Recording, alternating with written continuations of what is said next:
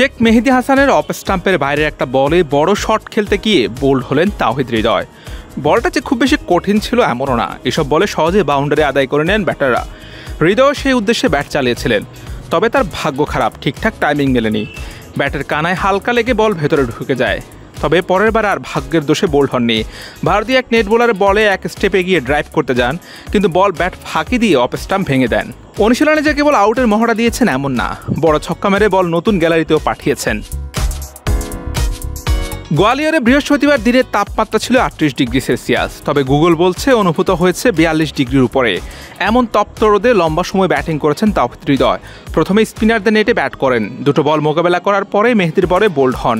এরপর 7টা বল ব্যাটিং করে যান গুরু চান্ডিকা হাথুর সিংহের কাছে। হৃদয়ের ব্যাট হাতে নিয়ে তাকে টিপস দেন চান্ডিকা।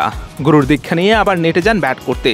ভুল শুধরে এবার ঋষাদের বলে মারেন বিশাল এক ছক্কা, বল পাঠিয়ে দেন একদম গ্যালারিতে। স্পিন নেটে কিছুক্ষণ ব্যাট করে এরপর আসেন পেসারদের নেটে। স্পিনারদের চেয়ে পেসারদের নেটে বেশ সাবলীল ব্যাটিং করতে দেখা যায় হৃদয়কে। দারুণ সব স্ট্রোক খেলেন সাকিব তাসকিনদের বলে।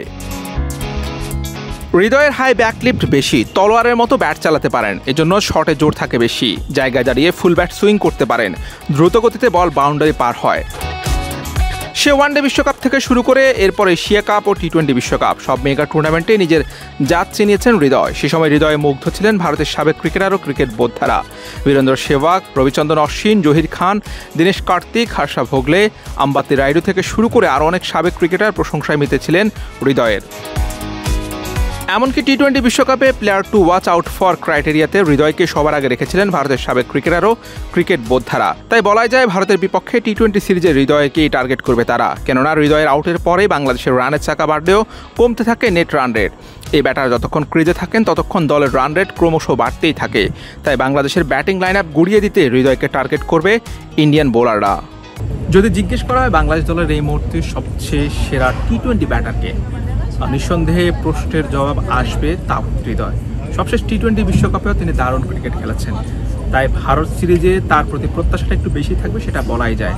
যদিও ভারতের যে বোলিং অ্যাটাক সেটি আসলে বিশ্বমানের, টেস্টে তারা প্রমাণ করেছে। যদিও টেস্ট এবং টি-20 স্কোয়াডটা ভিন্ন, তারপরেও বলা যায় যে বাংলাদেশের সামনে কঠিন একটা চ্যালেঞ্জ অপেক্ষা করছে, আর সেই চ্যালেঞ্জটা তাওহিদ হৃদয়ের জন্য।